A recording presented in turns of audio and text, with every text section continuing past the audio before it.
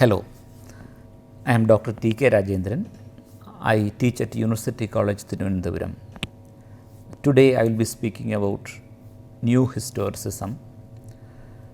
New Historicism as a literary theory was introduced by the American literary historian Stephen Greenblatt in his book Renaissance Self-Fashioning from Moore to Shakespeare, published in 1980. So the term is significant, New Historicism. Since this is New Historicism, we must understand that there must be another historicism which can be considered as old, and this one is new. And yes, there is in fact a tradition of historicism in literary criticism, as we can see in the Shakespeare criticism of E.M.W. Tilliard. In the 1940s, E.M.W. Tilliard published two major works on Shakespeare, the Elizabethan World Picture and Shakespeare's History Plays. In both these texts, we can see a historicist approach to Shakespearean plays. And what is special about this historicist approach? In historicism, or in historicist approach to literary texts, they study literature against the background of history, or in other words, how literature is shaped by the particular historical conditions. So that is the focus of historicist approach.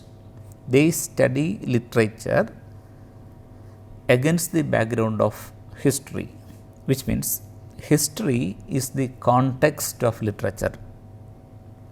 That means literature is the text and history is the context, and literary texts are evaluated against the background of history.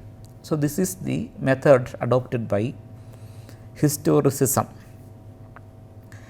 But this is new historicism, and new historicism raises some doubts about the idea of history itself, and inspired by French philosophers like Michel Foucault, they problematize the very concept of history. So what is history? So two meanings of history are there. The first meaning of history is that it refers to the events of the past.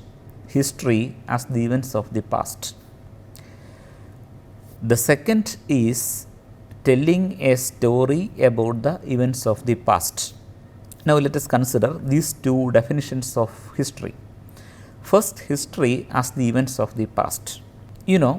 History as the events of the past is an impossibility, because what had happened in the past was irrecoverably lost.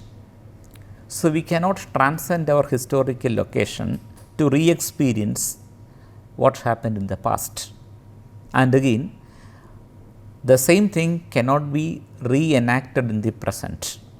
So in that sense, history is an impossibility. That means history as the events of the past is an impossibility.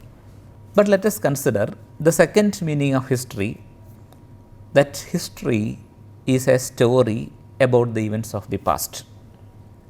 And this is possible. Telling a story about the events of the past, that is possible. That means history is a text. History is considered as a text about the events of the past. And that means the events of the past are textualized and they become narratives. The events of the past become narratives.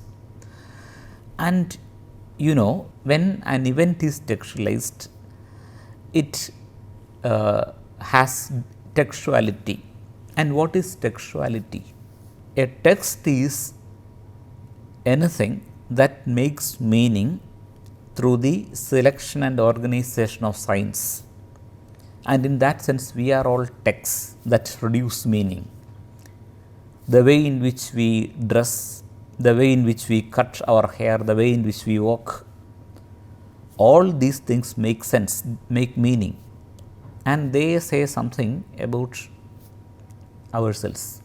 In that sense, we are all texts.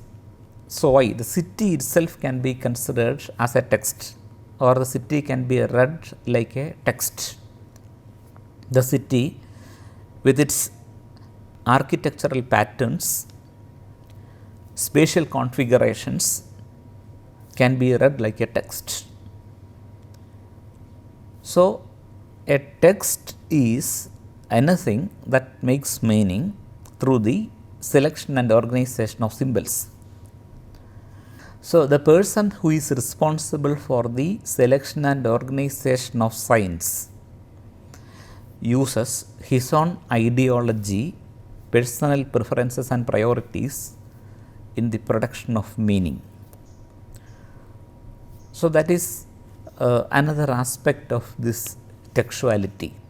So, the postmodernist philosopher Jean-Francois Lyotard has expressed the same idea in his book Discourse Figure. In Discourse Figure, Lyotard has said that when an event that exists in the figural three-dimensional realm is translated into the two-dimensional discursive realm of the text, one dimension is lost, and that vacuum is filled in with the person's ideology. That means the person who produces that sign and his ideology matters there. And the historian Hayden White has also said the same thing. He said, I quote, "Our data often slips away from us towards the stretches of consciousness," unquote. So, the text becomes a product of the ideology of the person who is responsible for the production of the text, for the construction of meaning.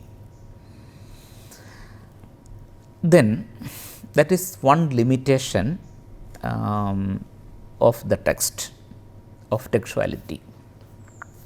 Then the language is also important. Language is also important because we can convey our ideas only through the spaces provided by language, and this space is very important. We can express our feelings and our attitudes and our ideological preferences through the space offered by language. So, that means this is also a kind of filtering, that is filtering through language, and that is another limitation of textuality. And the third limitation is that the historicity or the historical location of the reader is important. When a reader is reading a text that belongs to another historical situation, he is using the tools, the discursive tools of his present day to make meaning of the text. So, this is also another limiting impact on the text. So, in short, when history becomes a text, it has all these problems. So, this is how New Historicism problematized the concept of history.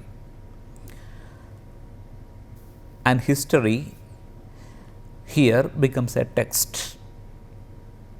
And in that context, we can ask another question: how can a text become the context of another text?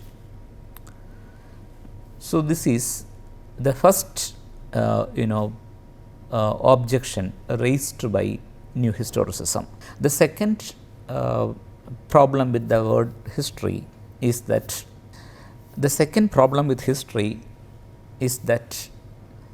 history has always been considered as a sequence of events, a homogeneous, uniform sequence of events of the past. So, that myth of history as a uniform, homogeneous sequence of events is something imposed on history by the ruling class, because history is not continuous, it is always discontinuous and fragmented. History is never uniform or homogeneous, and the concept of such a history is a myth created by the ruling class. History has always been discontinuous and fragmented. So, for example, it is possible for us to identify the different ages in history.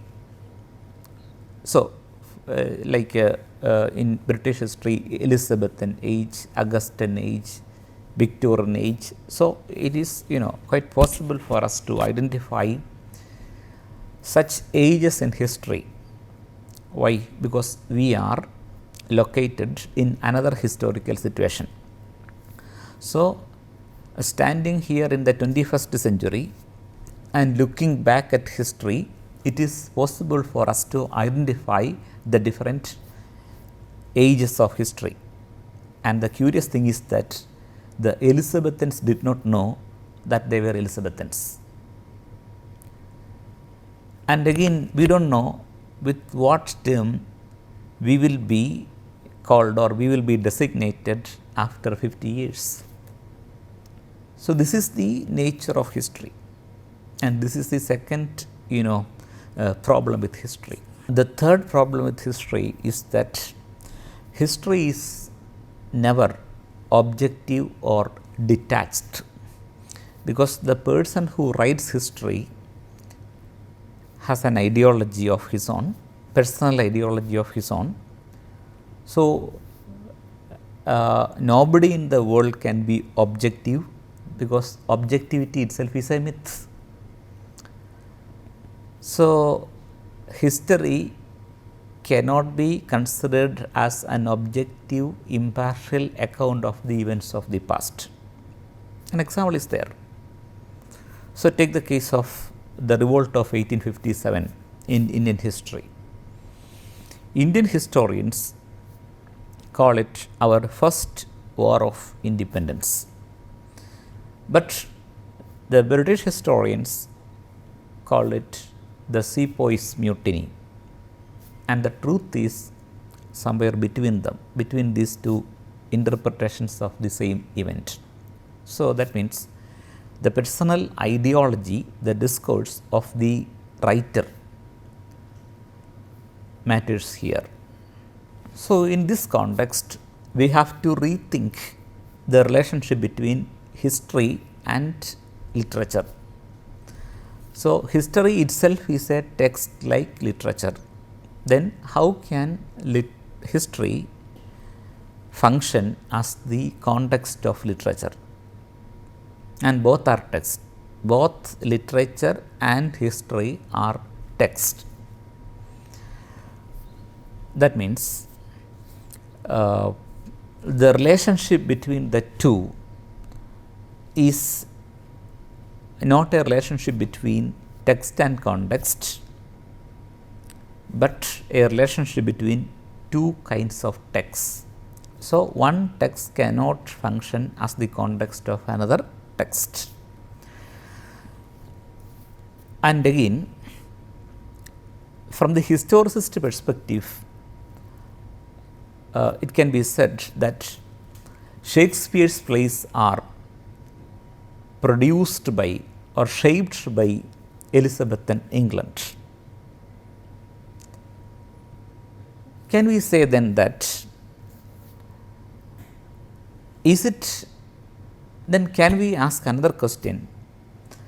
Is it Shakespeare's England that produced his plays, or is it Shakespeare's plays that produced Elizabethan England?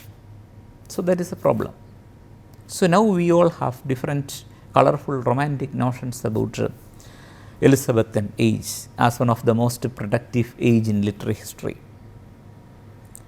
And from where did we get all these romantic notions about Elizabethan age?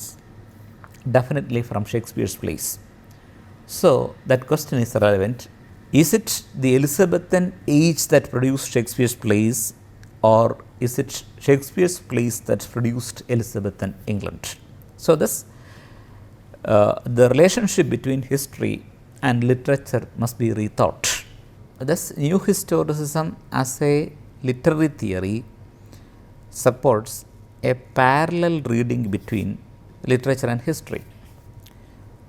So this is why Louis Montrose defined new historicism as the study of the historicity of the text and the textuality of history. So, historicity of the text, a text has a historicity, which means there are definitely the fossils of that time in every text. So, in that sense we can say that the text has a historicity, and history itself is a text and it has textuality. So, new historicism deals with the historicity of the text and the textuality of history. And another difference between old historicism and new historicism is that in historicism, history is the context against which literary texts are evaluated, but in new historicism, history is not the context but the context, not the context but context. So this is the major difference between historicism and new historicism. And again, in new historicist reading strategy, there is a parallel reading between a literary text and a non-literary text, and this is the methodology of new historicism, a parallel reading of literature and non-literary texts. So an example can be seen in Stephen Greenblatt's article Shakespeare and the Exorcist. In his article Shakespeare and the Exorcist, Stephen Greenblatt offers a wonderful new historicist reading of Shakespeare's King Lear. And in this essay, he makes a parallel reading of King Lear, Shakespeare's King Lear, and another book published in 1603, that is a declaration of the egregious popish impostures by Samuel Hassanet. Hassanet's book is an attack on the exorcist practices of the Catholic priests. Many Shakespeare critics have pointed out that Shakespeare borrowed the names of the fiends who are supposed to possess Edgar in the play King Lear from Samuel Hassanet's book. And Samuel Hassanet's book is an attack on the practices of exorcism by the Catholic priests, especially the Jesuit priests. And during those days, the Jesuit priests performed a lot of exorcist activities, and the exorcism of the Jesuits was different from other exorcists, because normally exorcism was performed in secret places hidden from the eyes of the public. But in the case of Catholic exorcism, the performance was done in front of a huge crowd. So there would be a huge crowd, and the person who was supposed to be possessed by the evil spirit was brought before the crowd, and then the priest would perform exorcist activities. So this is a public event witnessed by a large number of people. And Hasnet, who was an Anglican, said that most of these cases, I mean the cases of people possessed by evil spirits, were fake. And he said that the Catholic priests were trying to mislead the people by acting such drama in front of the people. So this was how Catholics tried to survive in England. And naturally, there was a conflict between Catholicism and the official state-sponsored Church of England. And Hasnet was supporting the official Church of England, and he was actually making fun of the Catholic practices of exorcism. And the whole event can be considered as a drama. And those persons were in fact acting in front of the crowd. So, as I have already told you, several people believed that Shakespeare borrowed the details of exorcism from the exorcist practices of the day. But here we can see that those exorcist practices themselves are a kind of drama. They are in fact real dramas performed in front of a crowd. So the difference is that people watching the Shakespearean play were full aware of the fact that they were watching a play. But the people who witnessed the exorcist acts did not know that they were watching a kind of drama. That is the difference. So that means when Shakespeare borrowed the details of exorcism from contemporary acts of exorcism, those exorcist practices themselves borrowed theatricality from Shakespeare. So this is how we can see the interaction between history and literature. And in another case, Shakespeare's play King Lear portrayed the experiences of Edgar, the elder legitimate son of the Earl of Gloucester. And Gloucester had an illegitimate son called Edmund, and he played some tricks, and finally he became successful in expelling his elder brother, the legitimate elder brother Edgar, from the country. And Edgar, in order to survive in the country, pretended to be possessed by devils. He acted like a madman, a man possessed by devils. And so that was the drama performed by Edgar within Shakespeare's King Lear.